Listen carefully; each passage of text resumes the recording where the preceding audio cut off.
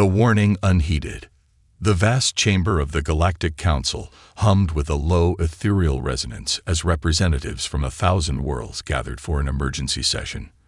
Floating platforms arranged in concentric circles held delegates of every imaginable shape and form, from crystalline beings that sparkled in the soft light to gaseous entities contained within shimmering force fields. At the center of it all, High Counselor Zixna unfurled her iridescent tentacles, a gesture that brought immediate silence to the assembly. Her voice, translated simultaneously into the native languages of all present, rang out clear and grave. "Esteemed colleagues," Zixna began, her bioluminescent skin pulsing with urgency, "we have called this session to address a matter of utmost importance. Our long-range scouts have made contact with a species previously unknown to us. They call themselves humans." A ripple of murmurs swept through the chamber. New species were discovered with regularity, but rarely did they warrant an emergency council session. Zixna continued, her tone growing more serious. "These humans have only recently achieved faster-than-light travel, yet they have already established colonies on multiple worlds beyond their home system. Their rate of technological advancement is unprecedented." She gestured with a tentacle, and a holographic display materialized in the center of the chamber. It showed a small blue-green planet orbiting an unremarkable yellow star. This is their home world, Earth. A mere 3 centuries ago, they were still burning fossil fuels and fighting among themselves with primitive projectile weapons. Now they have unified their planet, terraformed their neighboring worlds, and begun to explore the stars. The hologram shifted, showing scenes of human achievements.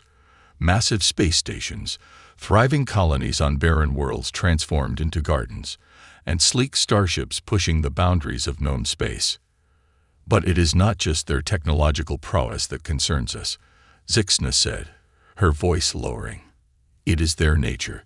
Humans are adaptable, unpredictable, resilient in ways we have never encountered before." The hologram changed again, this time showing humans in various situations, surviving in harsh environments, improvising solutions to complex problems, and displaying both great acts of kindness and terrible acts of violence. They are capable of both remarkable compassion and unthinkable cruelty. Their history is a tapestry of brilliant achievements and horrific atrocities. They create and destroy with equal passion. A delegate from the Silicon Consciousness, a race of sentient eyes, spoke up. "High Counselor, surely you are not suggesting that this young species poses a threat to the established order of the galaxy?"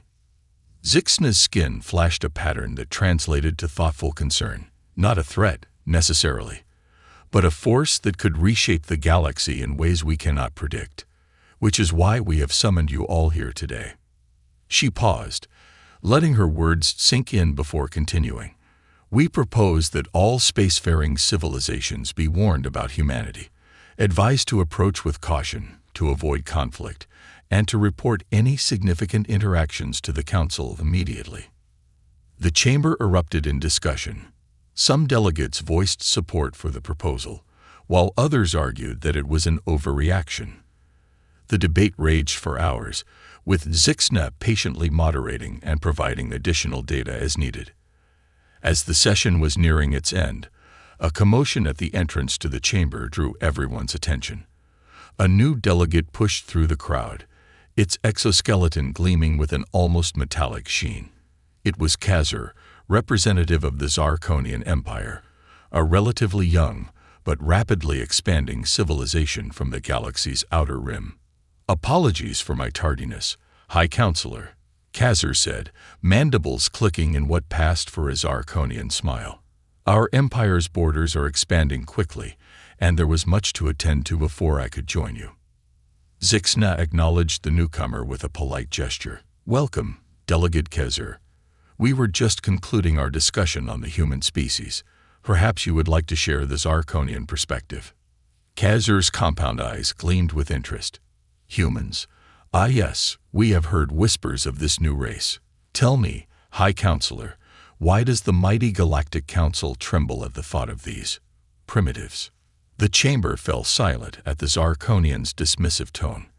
Zixna's skin rippled with a pattern that conveyed both patience and concern. "We do not tremble, Delegate Kezer. We seek to understand and to promote peaceful coexistence. The humans have shown potential." Potential? Kezer interrupted, his voice tinged with amusement.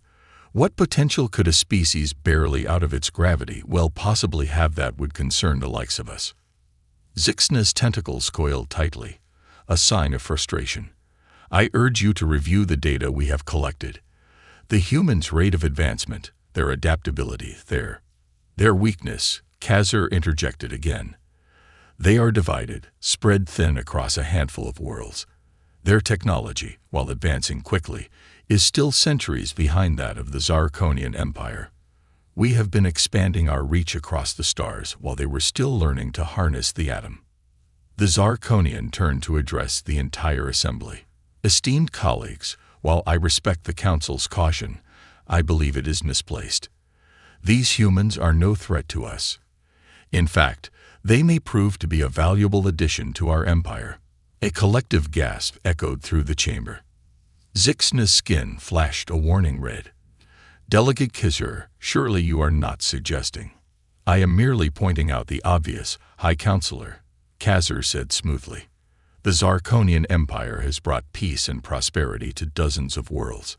Perhaps these humans would benefit from our guidance." Zixna's voice took on a sharp edge. "The Council strongly advises against any aggressive action towards the human worlds. We have seen the consequences of underestimating them." Kezer's mandibles clicked in what could have been laughter. "Your concern is noted, High Counselor, but the Zarkonian Empire will chart its own course, as it always has." With that, the Zarkonian delegate turned and strode out of the chamber, leaving a wake of uneasy murmurs behind him.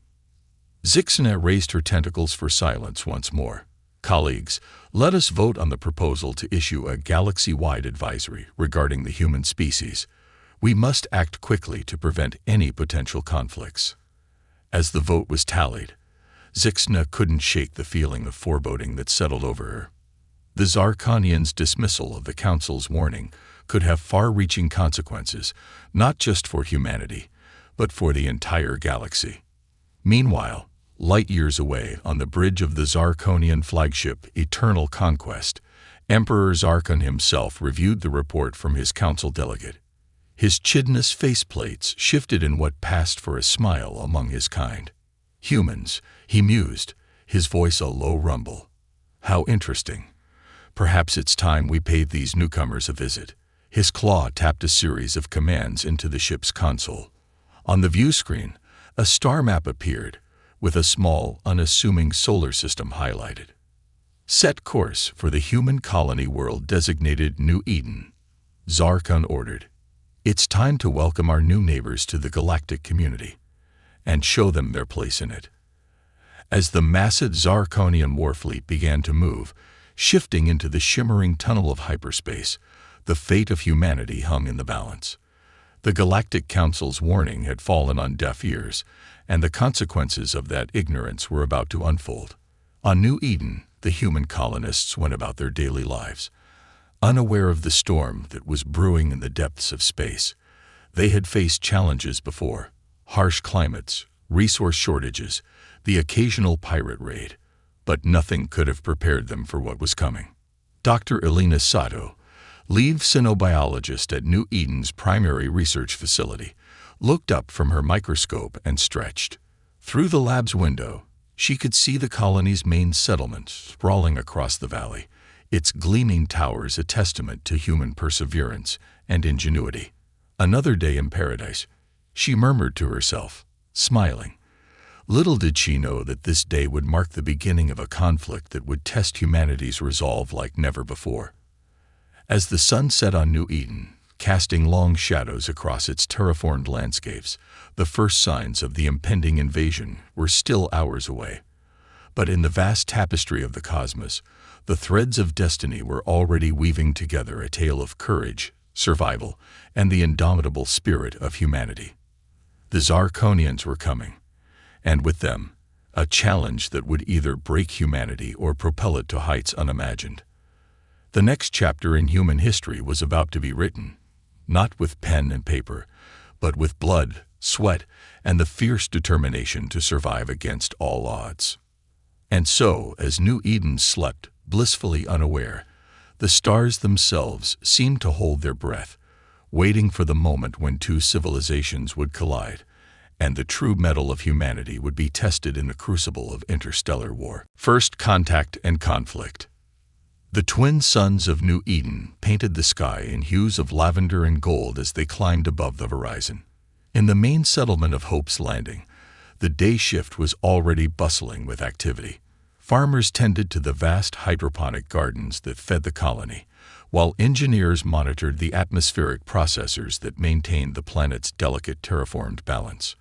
Dr. Elena Sato yawned as she made her way to the colony's central lab, a cup of synthesized coffee in hand.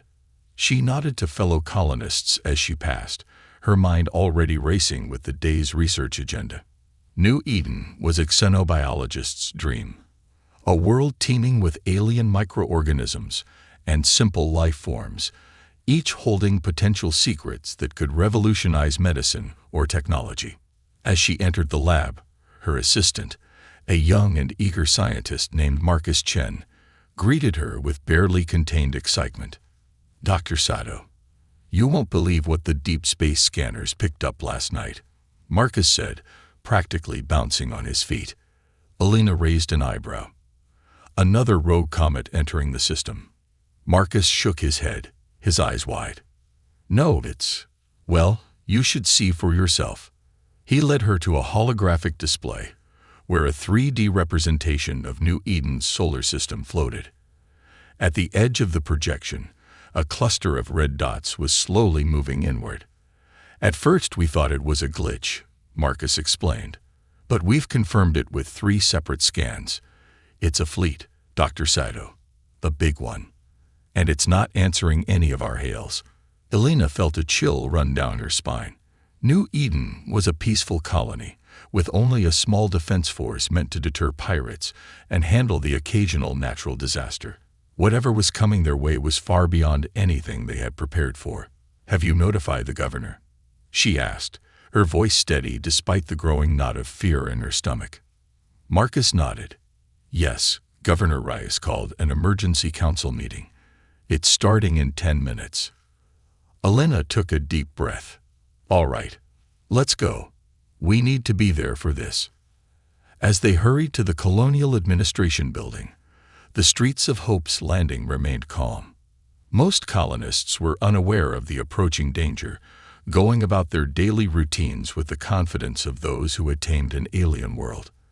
In the council chambers, Governor Isabella Reyes, a stern woman with graying hair and eyes that had seen their share of hardships, stood before the assembled colonial leadership. Her face was grim as she addressed the room. "Ladies and gentlemen, I'll cut to the chase. We have an unidentified fleet approaching New Eden. They're not responding to communications, and their numbers far exceed anything we've encountered before." A murmur of concern rippled through the assembled officials. Captain Jared Wallace, head of New Eden's modest defense force, spoke up. "Governor, with all due respect, we're not equipped to handle a full-scale invasion. Our defenses were designed to repel pirates, not an armada." Governor Rice nodded solemnly. "I'm aware, Captain. That's why I've already sent a priority distress call to Earth. But given the distance, even if they dispatch a fleet immediately, it would take weeks for help to arrive." The room fell silent as the gravity of the situation sank in. They were on their own. Dr. Sato cleared her throat. "Governor, if I may, we should consider evacuation plans. There are cave systems in the northern mountains that could shelter a significant portion of the population." "Good thinking, Doctor," Rice said. "Captain Wallace, I want you to coordinate with Dr. Sato on setting up those shelters. We'll begin a quiet evacuation, but I don't want to cause a panic. As far as the general population is concerned, this is just a drill." As the meeting adjourned and officials scrambled to prepare for the unknown threat, the alien fleet drew ever closer. In the void of space, the Zarkonian armada moved with purposeful precision. Their sleek, insectoid ships arranged in a formation that spoke of military discipline and overwhelming force. On the bridge of the flagship Eternal Conquest, Emperor Zarkon watched the approach to New Eden with anticipation. His mandibles clicked in amusement as he observed the pitiful attempts at communication from the human colony. Such primitive beings, he mused aloud. They don't even have proper planetary defenses. This will be easier than we thought. His second-in-command, General Vexera, stepped forward. My Emperor, our scans show that they've detected our approach. They appear to be mobilizing what little defensive capabilities they have. Zarkon's compound eyes gleamed with cruel amusement. Let them. It will make no difference. Prepare the landing forces. I want boots on the ground within the hour. Show these humans the might of the Zarkonian Empire. Back on New Eden, the colony's defense force scrambled to prepare. Captain Wallace stood in the makeshift command center, watching as his small fleet of interceptors took to the skies. It wasn't much, a dozen fighters and a handful of ground-to-space defense cannons, but it was all they had. All units, this is Captain Wallace. He broadcast to his forces. I won't lie to you. We're outnumbered and outgunned, but this is our home. These are our families. We hold the line here, no matter the cost. For New Eden. A chorus of determined responses came back over the comm. These weren't hardened soldiers, but colonists who had taken up arms to protect their new home. Farmers, engineers, scientists, all now standing as the last line of defense against an alien invasion. As the Zarkonian ships entered the atmosphere, the sky lit up with weapons fire. New Eden's interceptors engaged the alien fighters, weaving and dodging in desperate aerial combat. On the ground, defense cannons fired salvo after salvo, their energy beams lancing up into the clouds. For a brief, hopeful moment, it seemed like the colonists might be able to hold their own. Several Zarkonian ships erupted in flames, spiraling down to crash in the wilderness beyond Hope's Landing. But for every alien ship destroyed, 3 more took its place. Dr. Sato watched the battle unfold from the entrance of a cave system, where she was helping to coordinate the evacuation. Families streamed past her, carrying what few possessions they could grab. Children cried, parents tried to comfort them, all under the thunderous soundtrack of battle. How bad is it? Marcus asked, joining her at the cave entrance. Belena's face was grim. Bad. Our defenses are barely slowing them down. We need to get everyone we can into the caves.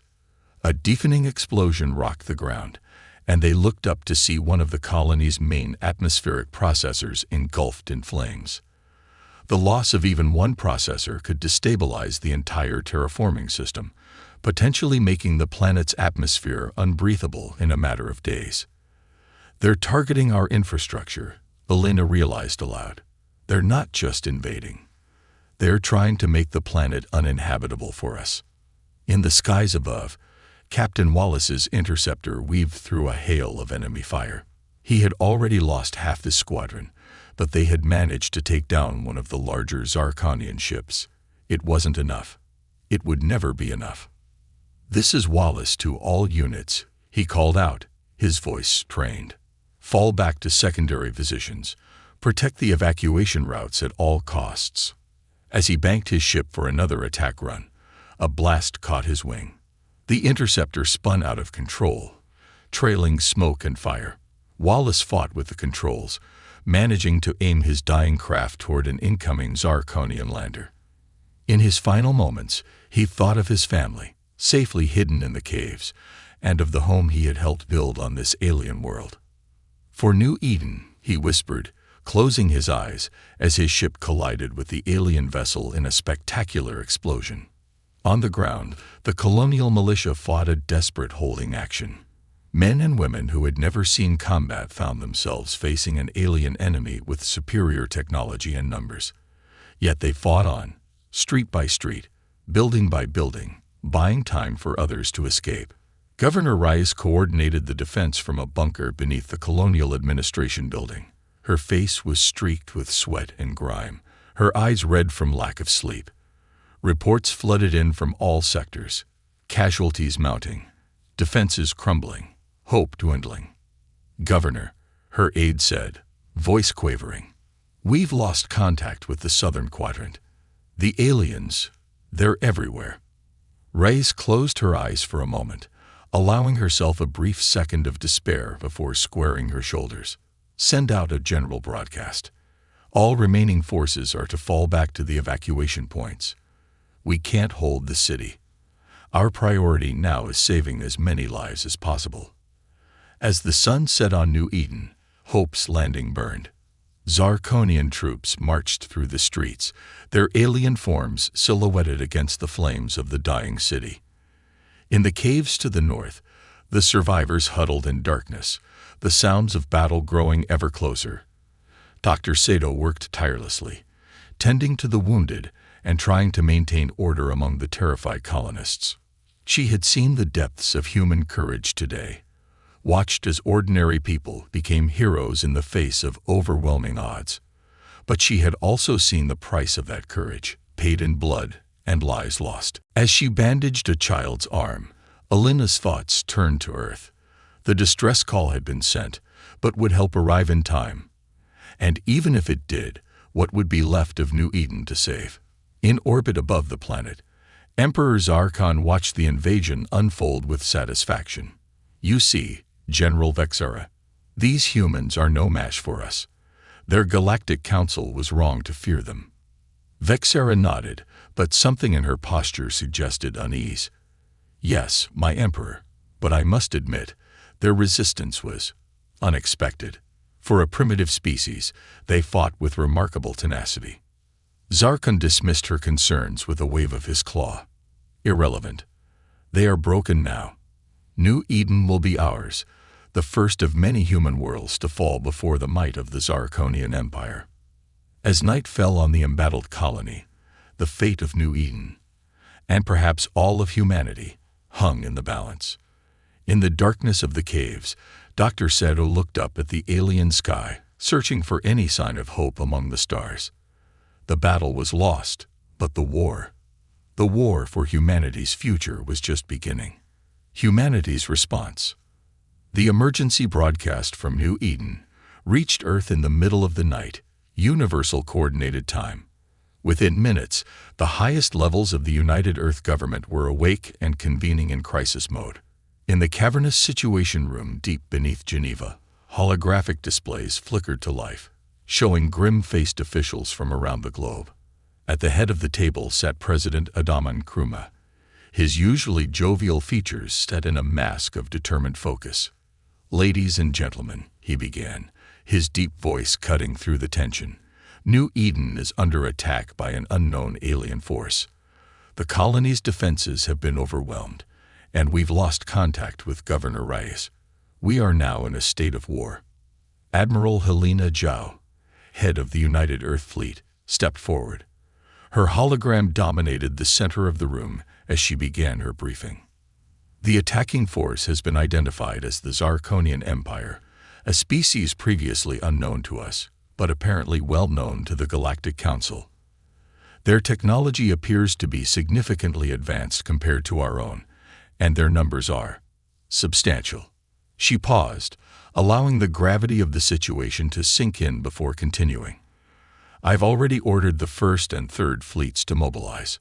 We can have ships in the New Eden system within 3 weeks, but given the strength of the Zarkonian forces, it may not be enough."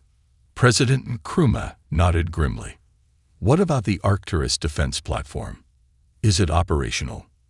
A balding man in a lab coat, Dr. Hiroshi Tanaka, chief of Earth's Advanced Weapons Division, cleared his throat. "Mr. President, the Arcturus platform is still in the testing phase. We've had promising results, but deploying it now would be risky. And doing nothing is suicide," countered General Maria Hernandez, commander of Earth's ground forces. "If we lose New Eden, Earth could be next.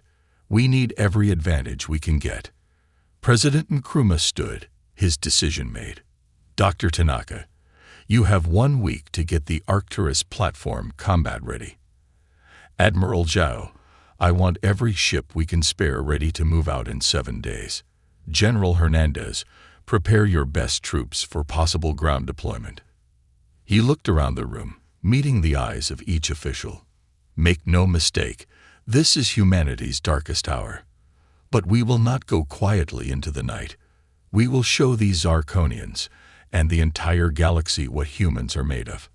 As the meeting adjourned, a flurry of activity erupted across the planet. Shipyards that had been dormant for years roared to life, as mothballed warships were hastily recommissioned and upgraded. Recruitment centers were flooded with volunteers, young men and women ready to fight for their species' survival.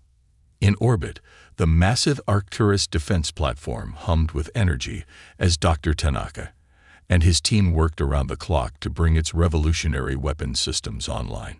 The platform, a collaboration between human ingenuity and reverse-engineered alien technology, represented humanity's greatest technological achievement, and perhaps its last hope. Meanwhile, in the labs of the Quantum Communications Center in Sydney, Dr. Yuki Watanabe made a breakthrough that would change the course of the war.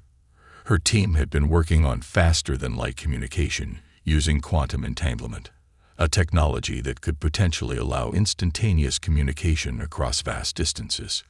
"We've done it," she breathed, staring at the readouts in disbelief. "We can send a message to New Eden. It won't be much, just text for now, but it's something." Within hours, President Nkrumah was drafting a message to be sent to the besieged colony. "People of New Eden, this is President Nkrumah. We have received your distress call and help is on the way. Hold fast, stay strong. Earth stands with you. We will not abandon you to this alien menace. Hope is coming." As the message was transmitted across the vast expanse of space, humanity's response to the Zarkonian threat took shape. In the orbital shipyards of Mars, the newest class of human warship, the Defiant, prepared for its maiden voyage. Captain Aisha Okonkwo stood on the bridge of the UES Indomitable, the lead ship of the Defiant class, overseeing final preparations.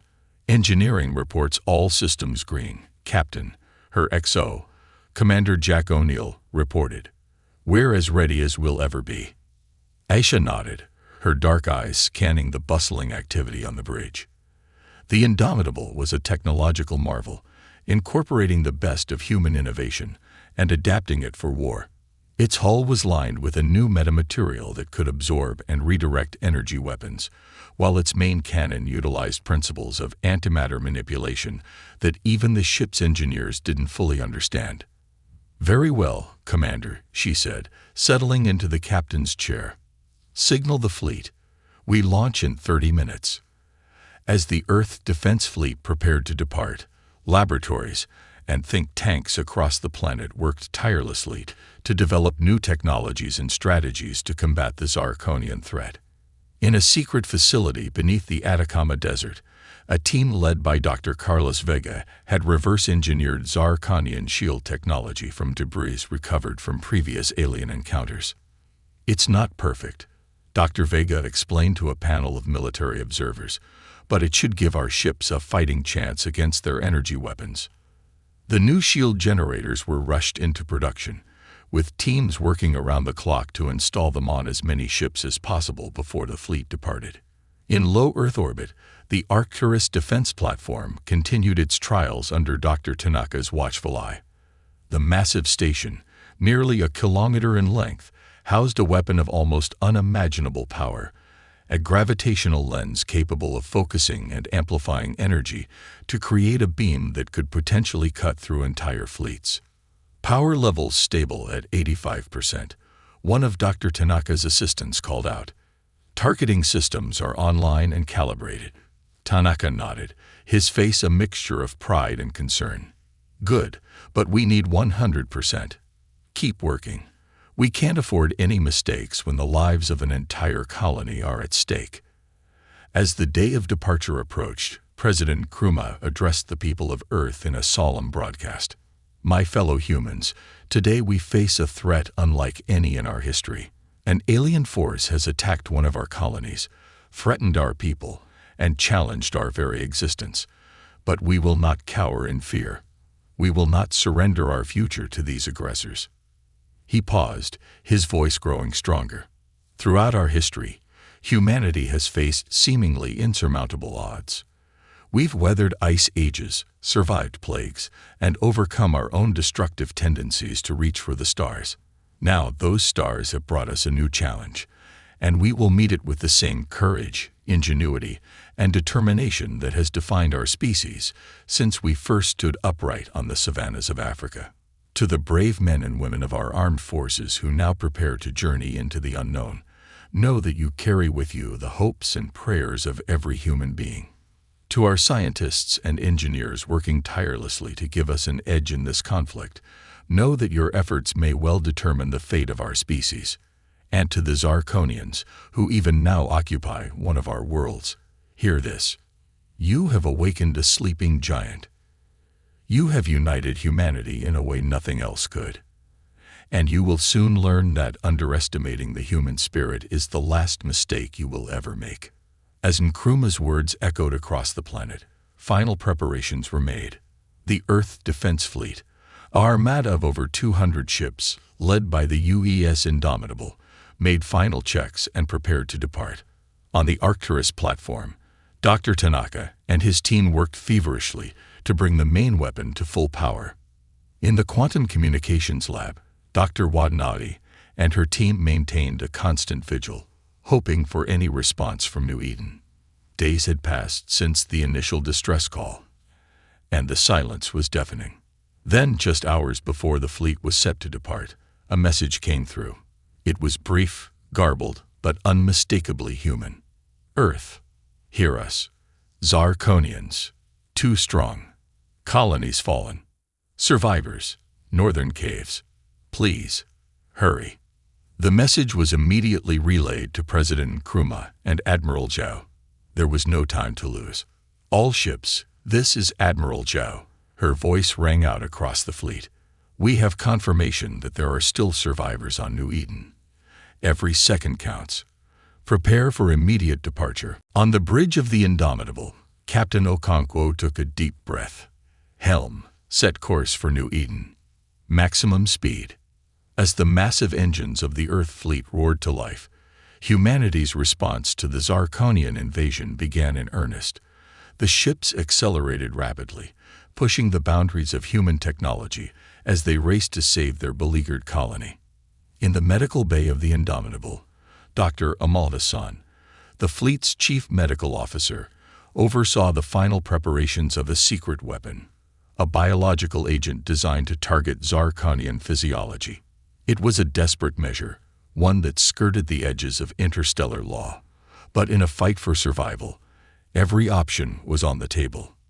This is our insurance policy, Dr. Hassan explained to Captain Okonkwo in a private briefing. If conventional weapons fail, this might be our last resort. Okonkwo nodded grimly. Let's hope it doesn't come to that, Doctor. But keep it ready, just in case.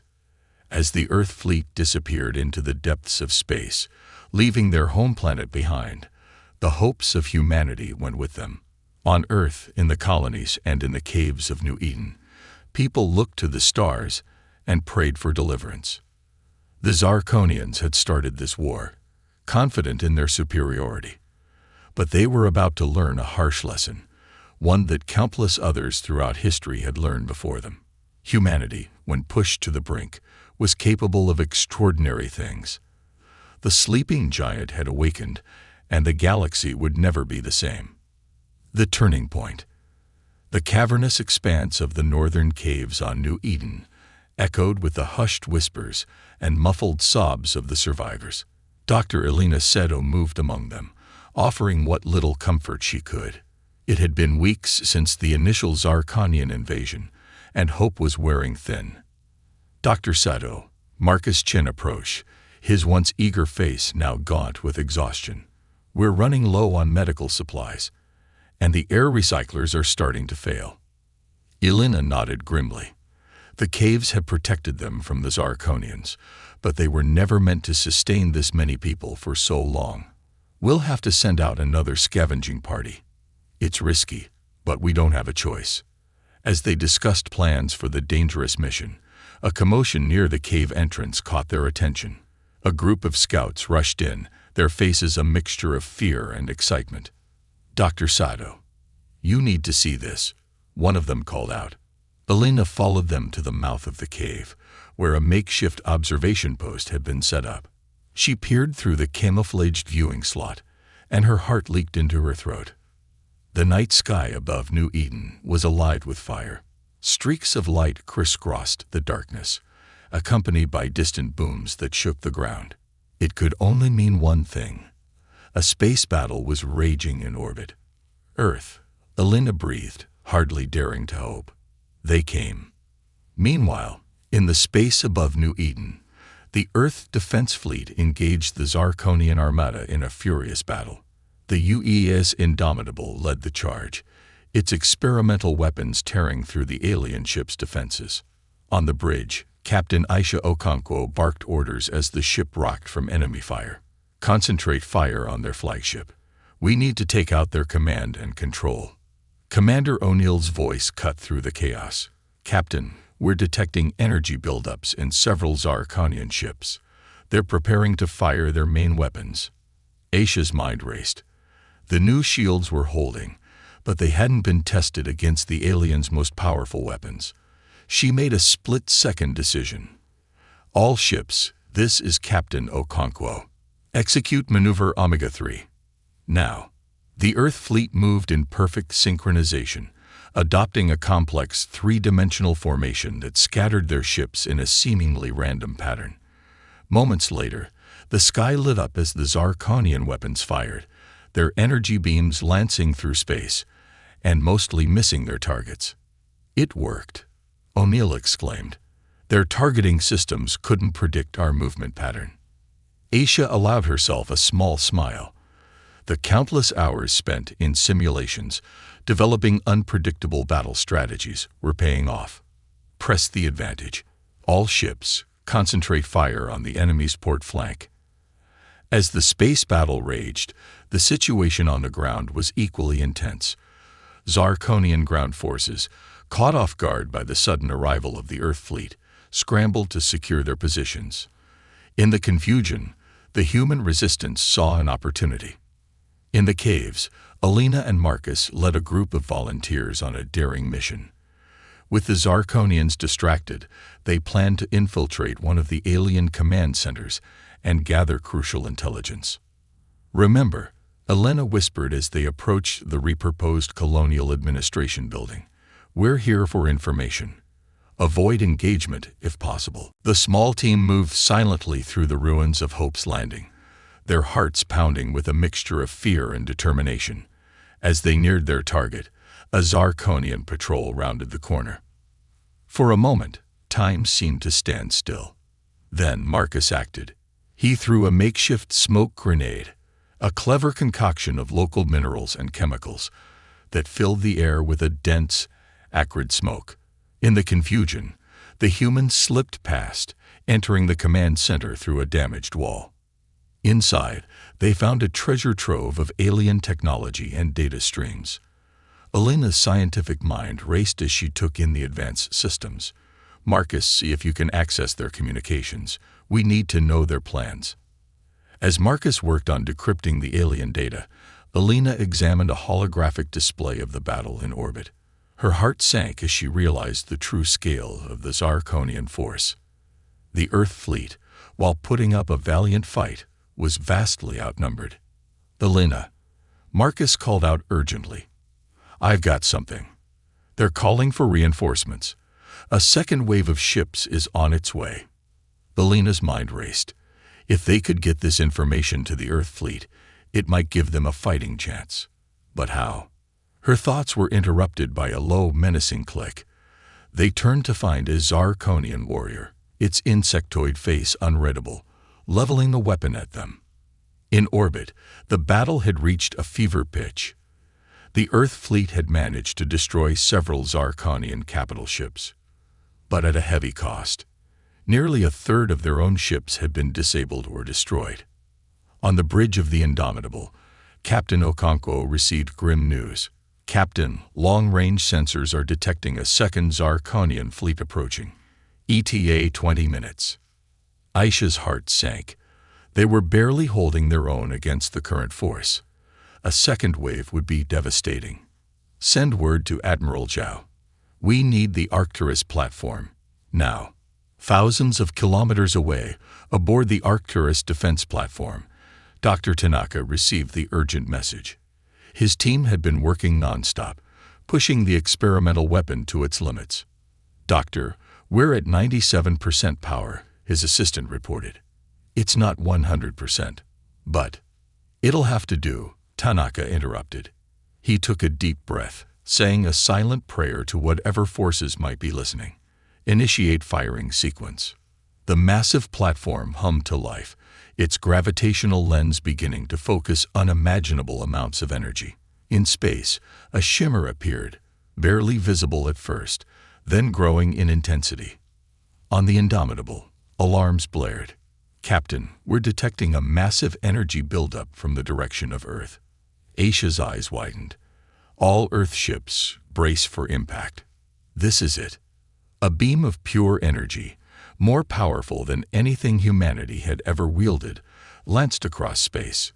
It struck the heart of the Zarkonian fleet, cutting through ships as if they were made of paper. In seconds, nearly half of the alien armada was reduced to floating debris. For a moment, there was stunned silence on both sides. Then, the comm system crackled to life. "This is Admiral Zhao to all Earth forces. The Arcturus platform is operational. Press the attack. For Earth and New Eden." With renewed vigor, the Earth fleet surged forward. The Zarkonians, reeling from the unexpected devastation, struggled to regroup. On the ground, Alina and Marcus found themselves in a standoff with the Zarkonian warrior. But before anyone could act, the building shook violently. The alien, distracted by the commotion, lowered its weapon for a split second, all the time Alina needed. She lunged forward, using a move she'd learned in the colony's self-defense classes, and managed to disarm the warrior. Marcus quickly grabbed the alien weapon, pointing it at their captor. "We need to get this information to the fleet," Alina said, breathing heavily. "And I think I know how." They forced the Zarkonian to lead them to the communications array. With the alien's reluctant help and Marcus's technical skills, they managed to piggyback a message onto the Zarkonian's own communications network. To Earth Fleet, Alina dictated as Marcus typed, "Zarkonian reinforcements incoming. 20 minutes out. Prepare for second wave." In space, the message reached the Indomitable just as the tide of battle was turning. Armed with this crucial intelligence, Captain Okonkwo quickly formulated a new strategy. "All ships, form up on the Indomitable," she ordered. "We're going to use the debris field from the destroyed Zarkonian ships as cover. When their reinforcements arrive, we'll catch them in a crossfire between us and the Arcturus beam." As the Earth fleet maneuvered into position, the second wave of Zarkonian ships dropped out of faster-than-light travel. They found chaos. Their main fleet in disarray, a field of debris, and no clear target. "Now," Aisha commanded. The Earth ships erupted from their hiding spots, weapons blazing. Simultaneously, the Arcturus platform fired again, its energy beam cutting a swath through the newly arrived Zarkonian forces. Caught completely by surprise and attacked from multiple directions, the Zarkonian reinforcements never stood a chance. Within minutes, the space above New Eden was filled with the broken remnants of the once mighty alien armada. On the Zarkonian flagship, Emperor Zarkon watched in disbelief as his invasion force crumbled. "Impossible," he chittered, his mandibles clicking in agitation. "These primitives, how could they?" General Vexera approached cautiously. "My Emperor, we must retreat. The humans, they are not what we thought they were." Zarkon's compound eyes flashed with anger, then resignation. "Send the signal. All forces are to withdraw immediately." As the remaining Zarkonian ships fled the system, cheers erupted throughout the Earth fleet. On the surface of New Eden, the survivors emerged from their caves. Tears of joy, and disbelief streaming down their faces as they watched their alien oppressors retreat. In the Colonial Administration building, Elena and Marcus shared a moment of stunned silence before bursting into relieved laughter. They had done it. Against all odds, humanity had prevailed. As the first Earth shuttles began to land, bringing much-needed supplies and reinforcements, Elena looked up at the sky. The stars seemed brighter somehow, full of promise rather than threat.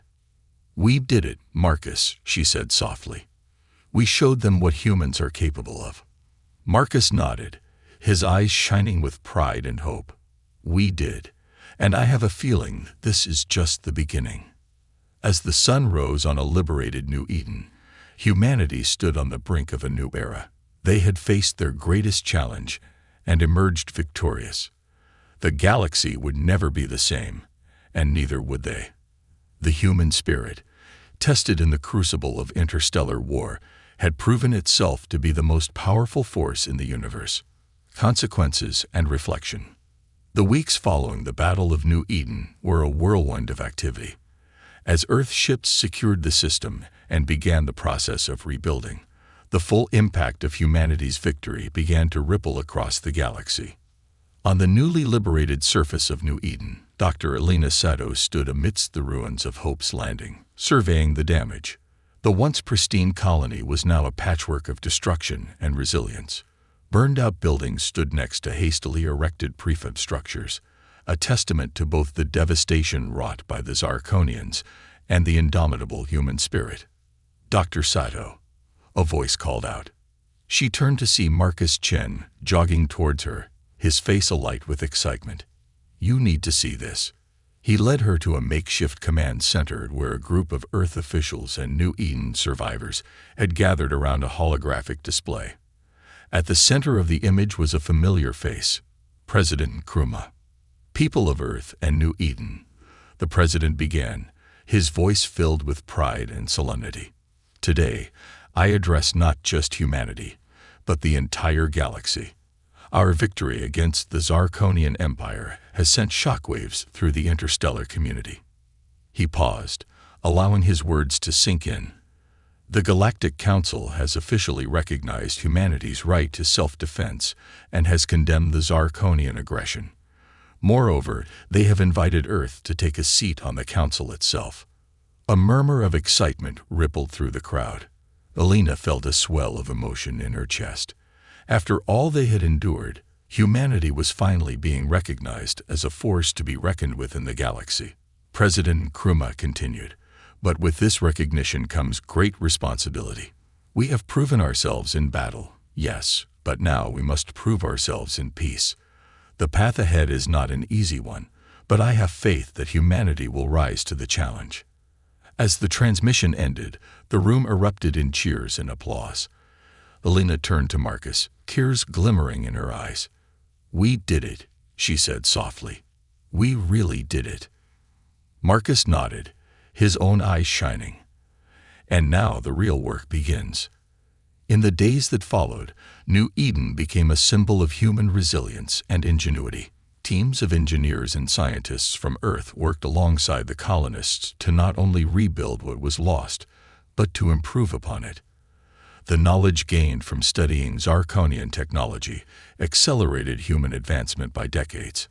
Captain Aisha Okonkwo, now hailed as a hero of the battle, oversaw the establishment of a permanent Earth defense force in the system. As she watched a new orbital station take shape, a mix of human and reverse-engineered alien technology, she reflected on how much had changed in such a short time. "Quite a view, isn't it, Captain?" Admiral Zhou said, joining her at the viewport. Aisha nodded. "It's hard to believe how close we came to losing it all. And yet here we stand," Zhou replied. "You know, the Zarkonians have sued for peace. Their empire is in chaos. Seems our victory inspired a few rebellions among their subject worlds." Aisha raised an eyebrow. "Are we considering their offer?" Zhao's expression turned serious. "We're considering all options, which is why I'm here. Earth needs diplomats as much as it needs soldiers now. How would you feel about an ambassadorial role?" Meanwhile, back on Earth, Dr. Hiroshi Tanaka stood before a panel of international leaders, presenting his findings on the Arcturus platform. The gravitational lens technology has applications far beyond weaponry, he explained, gesturing to a series of complex diagrams. We could use it to terraform planets more efficiently, to power entire cities, even to propel ships at speeds we've only dreamed of. One of the leaders leaned forward. And what of the ethical implications, Dr. Tanaka? We've created a weapon of unprecedented power. How do we ensure it's never misused? Tanaka nodded gravely. That, honorable leaders, is perhaps the greatest challenge we face. We must ensure that our advancement in technology is matched by our advancement in wisdom. As humanity grappled with its new role in the galactic community, the Zarkonian Empire faced a reckoning of its own. In the imperial palace on their homeworld, Emperor Zarkon faced a council of his most powerful nobles, many of whom were calling for his abdication. "You have led us to ruin." One of the nobles chittered angrily. "Our fleets decimated, our subject worlds in rebellion, and for what? A single human colony." Zarkon's mandibles clicked in agitation. "We underestimated them, yes, but we can learn from this defeat. We can." "Enough," another noble interrupted. "The time for your leadership has passed. We will sue for peace with the humans and the Galactic Council. Perhaps then we can salvage what remains of our empire." As the Zarkonian Empire descended into internal strife, the Galactic Council convened an emergency session. Representatives from hundreds of worlds gathered to discuss the implications of humanity's sudden rise to prominence. High Counselor Zixna addressed the assembly, her bioluminescent skin pulsing with a mix of emotions. "Esteemed colleagues, we stand at a crossroads. The humans have demonstrated both terrifying potential for destruction and inspiring capacity for unity and innovation. How we proceed from here will shape the future of our galaxy." The debate that followed was long and heated. Some council members argued for limiting human expansion, fearing they might become a new threat to galactic stability. Others advocated for embracing humanity, seeing in them a potential ally against future aggressors. In the end, a compromise was reached. Humanity would be granted a probationary seat on the council, with full membership to be decided after a period of observation and cooperation. Back on New Eden, life was slowly returning to normal, or rather, a new normal. The colony had been forever changed by the invasion and the subsequent leap forward in technology and galactic standing. Dr. Elena Seto found herself at the forefront of this new era. Her experiences during the invasion and her role in the resistance had made her a natural choice to lead New Eden's new xenocultural exchange program. As she prepared for the arrival of the first official alien delegation to New Eden, a group of curious Xentheri scientists eager to study human resilience, Elena reflected on how far they had come. "Nervous?" Marcus asked, joining her in the newly rebuilt Welcome Center. Elena smiled. "A little. It's one thing to fight for our place in the galaxy. It's another to actually live up to it." Marcus nodded. "True. But if there's one thing I've learned, it's to never underestimate humanity's ability to adapt and thrive." As they watched the alien ship descend through New Eden's atmosphere, Elena felt a mix of excitement and apprehension. The future was uncertain, filled with both promise and peril, but humanity had proven itself equal to the challenge. In the years that followed, humanity's influence spread across the stars. Earth ships, now equipped with technology that blended human innovation with alien advancements, explored further into the galaxy than ever before. Colonies flourished, not just on planets but on massive space stations and hollowed-out asteroids. The Arcturus platform, once a weapon of last resort, became the cornerstone of a new era of exploration and scientific advancement. Its gravitational lens technology was adapted to create stable wormholes, revolutionizing interstellar travel and communication. On the diplomatic front, humanity walked a fine line between asserting their newfound strength and fostering peaceful relations with other species. Captain, now Ambassador, Aisha Okonkwo found herself navigating political waters as tumultuous as any space battle she had fought. The key, she often said in her addresses to new diplomatic cadets, is to remember that strength and compassion are not mutually exclusive. We must be firm in our convictions, but open to understanding others. The Zarkonian Empire, much reduced in power and influence, slowly rebuilt itself under a new system of government, one that emphasized cooperation over conquest. Many Zarkonians, inspired by the human example, pushed for reforms and a new approach to interstellar relations. As for New Eden, it became a shining example of human potential. Under the leadership of Governor Elena Sato, for she had been unanimously elected to the position, the colony became a hub of interspecies cooperation and scientific advancement. The caves that had sheltered the survivors during the invasion were transformed into a memorial and museum, a reminder of how far they had come and the cost of their journey. 10 years to the day after the Battle of New Eden, a grand ceremony was held in the colony's central plaza. Representatives from Earth, the Galactic Council, and dozens of alien species gathered to commemorate the event that had changed the course of galactic history. President Nkrumah, his hair now gray but his eyes still bright with vision, took the stage. The assembled crowd, human and alien alike, fell silent. A decade ago, he began, his voice carrying across the plaza, "We faced extinction. We were a young, untested species, thrust into a conflict beyond our imagining. But we did not falter. We did not surrender. Instead, we showed the galaxy the true strength of the human spirit." He paused, looking out over the diverse crowd. "Today, we stand not as conquerors, but as partners. Not as a species apart, but as integral members of a vast, cosmic community. We have learned much, and we have much yet to learn.